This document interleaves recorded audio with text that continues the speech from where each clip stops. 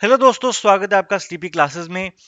आज एक छोटे से वीडियो के थ्रू आपको ये बताना चाहते हैं कि ऐसे राइटिंग जो है क्यों एक सेपरेट पेपर है यूपीएससी में और क्या इसकी इंपॉर्टेंस है और क्यों इसके लिए आपको एक स्पेशल डेडिकेटेड एफर्ट करना पड़ेगा if you want to crack the examination, right. तो बहुत बेसिक से आपको कुछ पॉइंट्स बताते हैं एग्जाम्पल्स के थ्रू, जो आपको ये क्लियर कर देंगे कि क्या सिग्निफिकेंस है और कैसे अप्रोच करना है, राइट। तो सबसे पहला क्वेश्चन तो जो हमसे ये पूछा जाता है कि एक सेपरेट एसे राइटिंग कोर्स क्यों चाहिए। आप जीएस 1 2 3 4 ऑप्शनल्स पढ़ते हैं, इतना सब कुछ पढ़ने के बाद what is it that you need to learn, what is it that you need to read specially for the essay paper, right.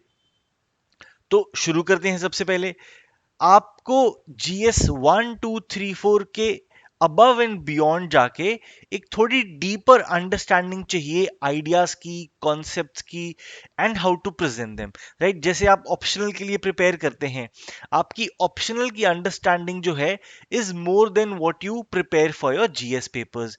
Now essay can be somewhere in the between. जो आपकी रीडिंग एक simple GS paper के लिए है, आपको may be come topics के बारे में पढ़ना है, बट मे बी थोड़ा सा एक डीपर अंडरस्टैंडिंग आपको चाहिए। एग्जाम्पल लेके बात करते हैं। जैसे टॉपिक है neglect of primary health care and education in India are the reasons for its backwardness. अब primary health care is a topic, right, that you prepare for your gs. Education is a topic that you prepare for your gs as well, but यहां पे question है neglect of primary health care and education are the reasons for India's backwardness.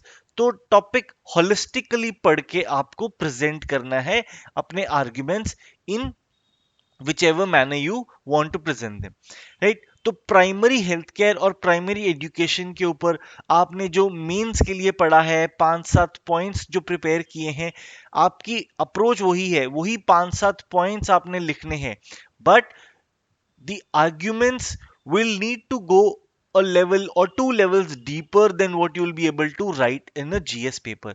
तो GS में क्या है, या तो 150 words का आंसर है या तो 250 वर्ड्स का आंसर है, राइट। इसमें आपने 5 to 7 पॉइंट्स लिख दिए हैं, राइट। अब एस्से में क्या डिफरेंस है, एस्से पेपर में आपने क्या करना है, आप 5 पैराग्राफ लिखेंगे, रफली 150 वर्ड्स ईच, और हर पैराग्राफ में आपने एक आर्ग्यूमेंट जो है, वन पॉइंट जो है, उसको प्रेजेंट करना है और डिस्कस करना है। यहां पे आप 150 वर्ड में 5 से 7 पॉइंट्स कोट कर रहे हैं, यहां पे 150 वर्ड्स में सिर्फ एक आर्ग्यूमेंट, एक पॉइंट डिस्कस कर रहे हैं डेप्थ में जाके।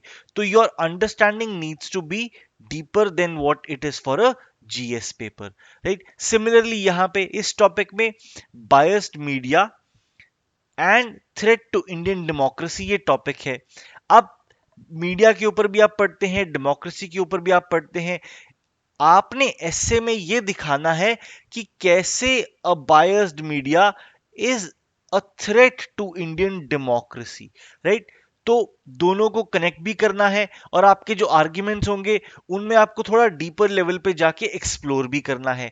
This is what will make your essay really really good, right. Then क्यों चाहिए आपको एनालिसिस, चाहिए सिर्फ फैक्ट्स नहीं चाहिए।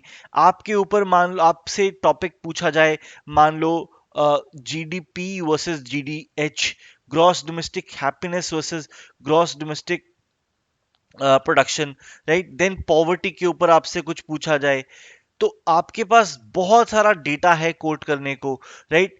इकोनॉमिक पार्टिसिपेशन के ऊपर पूछा जाए ऑफ वुमेन, आपके पास enough facts हैं that you can quote in your GS answers and in the essay as well. But what you have to understand is कि an essay paper is not just about facts. You have to weave the facts together. एक कहानी बुननी है उन facts के जरिए, and you need to present your analysis, right. तो weave those facts together and create your own take. Your own take is essentially what you've read in the newspapers. तो आपको ऐसे में एनालिसिस, बहुत सारे एनालिसिस को, एनालिसिस प्लूरल, राइट, आपको अपना एनालिसिस पेश करना है और सिर्फ फैक्ट्स नहीं पेश करने हैं। Example, poverty anywhere is a threat to prosperity everywhere. तो आपके पास पॉवर्टी के ऊपर इनफ आपके पास डेटा होगा, प्रोस्पेरिटी के ऊपर भी आपको कहानी पता है, लेकिन आपको इन दोनों को कनेक्ट करके, poverty anywhere, threat to prosperity everywhere, इनको कनेक्ट करके आपको अपने एक एक एनालिसिस पेश करना है, your take on the matter, your take on the question पेश करना है, ना कि सिर्फ और सिर्फ facts, right. Facts of course are necessary to augment your arguments, but they don't make an argument by themselves. Facts अपने आप में कुछ भी पेश नहीं करते, कुछ भी बोलते नहीं है, आपको फैक्ट्स से बुलवाना है, right. Then need a proper structure. तो क्वेश्चन जैसे management of Indian border disputes a complex task, तो कैसे आप अप्रोच करेंगे कि इंडिया के मल्टीपल साइड पे बॉर्डर्स हैं, हर एक बॉर्डर का एक डिफरेंट चैलेंज है, right. So and so border का challenge 1, challenge 2, challenge 3, challenge 4, challenge 5, challenge 6, this can be one of the structures. तो आपने 5 से 6 चैलेंजेस आउटलाइन कर दिए और इंट्रोडक्शन और कंक्लूजन पेश कर दिया, right. This can be your one way of writing दी ऐसे। बट अगेन इसमें इंपॉर्टेंट साथ साथ आपके कंटेंट के रहेगा कि आपने प्रॉपर एक स्ट्रक्चर में रखा है अपने आंसर को, राइट। तो ये स्ट्रक्चर बहुत जरूरी है, कैसे अप्रोच करना है। अब ये इजी क्वेश्चन है, सीमिंगली इजी क्वेश्चन है, because it is directly related to the content that you read for the examination. In a more tricky question आपको रियलाइज होगा कि स्ट्रक्चर कितना इंपॉर्टेंट है, नहीं तो आप डाइग्रेस कर जाते हैं as to what needs to be written in the answer। Then क्यों जरूरी है, आपको कोहेरेंस चाहिए। जैसे क्वेश्चन है आपके सामने, टॉपिक है rise of artificial intelligence, right, the threat of jobless future और better job opportunities through reskilling and upskilling. तो आपसे और वाली चीज पूछी गई है, राइट। आपने अपना पर्सपेक्टिव इस पे पेश करना है। You could take a stand either or, right, A or B, या फिर आप ए एंड बी टुगेदर लेके भी अपने आंसर को जस्टिफाई कर सकते हैं, right. This is a very individualistic choice कि आपको क्या कंफर्टेबल है। But regardless of what ever choice you make, जो भी आपने चॉइस यहां पे कर दी, उसी चॉइस पे ही आपने स्टिक करना है। Your essay needs to be coherent, it needs to be consistent in the arguments that you present. वो कंसिस्टेंसी आपके एसे में दिखनी चाहिए। Then you need flow, right? Again, question neglect of primary healthcare and education. तो आपने एक flow बनाना है कि कैसे हेल्थ केयर को निग्लेक्ट किया, एजुकेशन को निग्लेक्ट किया, and together they are very important reasons for the backwardness of India, right. तो आपके ऐसे में एक फ्लो होनी बहुत जरूरी है। अब 150 वर्ड के आंसर में, जीएस के आंसर में, या 250 वर्ड के जीएस के आंसर में इतने पॉइंट्स होते हैं, इतने फैक्ट्स होते हैं कि बहुत ज्यादा कभी आपको स्कोप नहीं मिलता है फ्लो का। ऑन द अदर हैंड ऐसे आपका लगभग 1000 टू 1100 वर्ड्स, या समटाइम्स इवन 900 वर्ड्स। तो 900 टू 1100 वर्ड्स का भी अगर आपका ऐसे है, your flow becomes very very important, right. तो इसका ख्याल रखना है। देन रेलेवेंस, एग्जाम्पल देखिए बताते हैं। टॉपिक है technology as the silent factor in international relations. तो आपका कीवर्ड यहां पे टेक्नोलॉजी है। आपका जो भी आर्ग्यूमेंट होगा अपने एसे में about what dictates, what determines the direction of international relations is technology, right। इसमें और भी चीजें आ सकती हैं, इंफ्रास्ट्रक्चर आ सकता है, राइट। अगर आप सोचे प्योरली थियोरेटिकल पर्सपेक्टिव से, infrastructure, right, capital, finance, right. Then soft power आ सकता है। अगर आप इंटरनेशनल रिलेशंस को क्या डिटरमाइन करता है, हार्ड पावर आ सकता है, राइट। हार्ड पावर यानी कि मिलिट्री पावर। बहुत सारे फैक्टर्स हो सकते हैं जो इंटरनेशनल रिलेशंस को डिटरमाइन करते हैं या इन्फ्लुएंस करते हैं। रादर टुगेदर सब इन्फ्लुएंस करते हैं, कभी एक फैक्टर जरूरी नहीं कि होता है। लेकिन आपसे स्पेसिफिकली टेक्नोलॉजी पूछा है कि technology is the silent factor, कि आप रियलाइज नहीं करते हैं बट टेक्नोलॉजी एक इंपॉर्टेंट फैक्टर है, एक साइलेंट फैक्टर है। तो आपके एस्से में arguments have to give importance to, rather predominance to, right, technology as that factor which influences international relations। अगर आप टेक्नोलॉजी को प्रीडोमिनेंस नहीं दे रहे हैं तो आपके एस्से के आर्ग्यूमेंट्स रेलेवेंट नहीं है। अगेन सेम थिंग कि 150 वर्ड या 250 वर्ड के जीएस आंसर में इतना स्कोप नहीं होता है गलत करने का।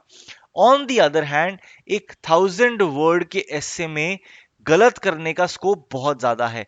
अगर आप टेक्नोलॉजी को अपना सेंटर पीस नहीं बनाते और किसी और मुद्दे या और मुद्दों के ऊपर बात कर रहे हैं, then you are missing out on the key component of your एसे।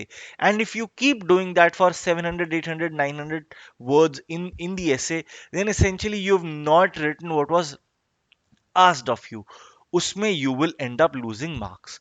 तो रिलेवेंस बहुत जरूरी है, राइट ये कुछ चीजें हैं जो डिफरेंशिएट करती हैं एक जीएस पेपर को एक एसए पेपर से, right. Then last but not the least, आपका essay paper in itself 250 marks का है, आउट ऑफ अ 1750 मार्क्स जो मेंस के हैं। तो अगर हम परसेंटेज देखें तो रफली 15%, 14.3% है ये टोटल मार्क्स का। अगर आप देखें कि स्टूडेंट्स के मार्क्स कैसे आते हैं, तो आपके मार्क्स होंगे लगभग 800। अगर मैं टॉपर के मार्क्स की बात करूं, 800 टू 850 समटाइम्स इवन, अगर आपकी थोड़ी सी लिबरल मार्किंग हुई है। इस 800 टू 850 में किसी भी स्टूडेंट के 150 टू 160 मार्क्स हो सकते हैं। जनरली अगर आपका जो मेंस में टॉपर ये मार्क्स ला रहा है तो उसका 150 हिट हो जाएगा एसए में, नहीं तो बेर मिनिमम 140 तो होगा ही होगा, राइट। बिकॉज इससे कम अगर आप एसए में ला रहे हैं, then by extension you're doing not doing too well in other exams as well, plus essay is a very golden opportunity to build your lead in the mains examination। तो अगर आप 150 160 मान के चलें out of a score of 800, it is roughly 20% of your scored marks। तो आपका जो total score बन रहा है मेंस का, राइट, उसमें से 20% मार्क्स आपके मेंस में एसए पेपर में आ रहे हैं, क्योंकि आपका जीएस 100 या रादर 90 टू 110 का ब्रैकेट रह जाता है, राइट। ऑप्शनल में जरूर आप अच्छा कर सकते हैं, आप 120 टू 150 ला सकते हैं। ऑफ कोर्स 120 पे आजकल बहुत कॉम्पिटिटिव है, मुश्किल हो जाता है। 130 140 टू इवन 170 तक भी ला सकते हैं, डिपेंडिंग कि आपका ऑप्शनल क्या है, राइट। ये ऑप्शनल की बात है, but essay is that one paper which can easily give you 150 140 160 marks, right, and this comes out to be 20% of the total marks that you score, right। तो GS इतना पढ़ने के बाद भी कम मार्क्स आ रहे हैं, ऐसे में एग्जिस्टिंग नॉलेज को सिर्फ शेप दे के पेपर पे उतारना है, and you can score 20% of your total marks in just one particular paper, जबकि 7 पेपर हैं आपके पास, राइट। तो टोटल मार्क्स से ज्यादा स्कोर्ड मार्क्स की वैल्यू हो जाती है ऐसे पेपर की, कि जितने आप मार्क्स ला सकते हैं ऐसे पेपर में, राइट। तो this is the significance of the essay paper, and hence an a separate essay course becomes that much more important, right। बहुत ज्यादा कोर्स के बारे में आपको यहाँ पे मैं बोर नहीं करूंगा, बहुत सिंपल चीजें बताऊंगा कि क्या करेंगे, क्या अप्रोच रहेगी, राइट। सबसे पहले आपको ये समझना होगा कि टॉपिक को ब्रेक डाउन करके समझते कैसे हैं, कि टॉपिक आपसे एग्जैक्टली exactly पूछ क्या रहा है, ये हमारा प्राइमरी फोकस होगा। देन एस्से के स्ट्रक्चर के ऊपर फोकस करेंगे कि इंट्रोडक्शन को कैसे अप्रोच करना है, इंट्रोडक्शन में बॉडी के पॉइंट्स को कैसे हाईलाइट करना है, देन बॉडी में आप जो लिखेंगे how to express your arguments in that, and how to finish off with the conclusion. तो स्ट्रक्चर वाले एस्पेक्ट पे फोकस करेंगे कि इंट्रोडक्शन में क्या आएगा, देन थीसिस क्या होती है, थीसिस को सोचना कैसे है, लिखना कैसे है, एंड इंट्रोडक्शन के बाद बॉडी पे ट्रांजिशन कैसे करना है, राइट। देन अपने आर्ग्यूमेंट्स कैसे प्रेजेंट करने हैं, राइट। अब आपके पास बॉर्डर मैनेजमेंट के ऊपर अगर टॉपिक आ जाता है, तो बॉर्डर मैनेजमेंट तो आप बहुत ज्यादा पढ़ते हैं, राइट। कितना ही पढ़ते हैं आप सिक्योरिटी के कॉन्टेक्स्ट में, आईआर के कॉन्टेक्स्ट में, तो आपने बॉर्डर मैनेजमेंट बहुत अच्छे से पढ़ा हुआ है। लेकिन एसए में अपनी नॉलेज को कैसे प्रेजेंट करना है, ये आप एसए का स्ट्रक्चर सीखने के बाद ही सीख पाएंगे।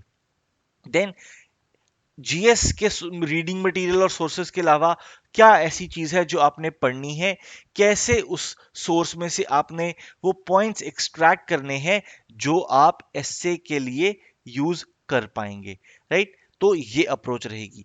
Last but not the least, आप कुछ थीसिस लिखेंगे, कुछ एस्से लिखेंगे, उनको इवैल्यूएट किया जाएगा और उसके ऊपर आपको फीडबैक दिया जाएगा ताकि आप कोर्स करेक्शन कर सकें, राइट।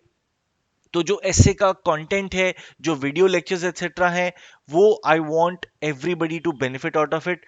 तो वो हर जीएस के स्टूडेंट को भी हम देंगे, वो आपके साथ फ्रीली शेयर किया जाएगा।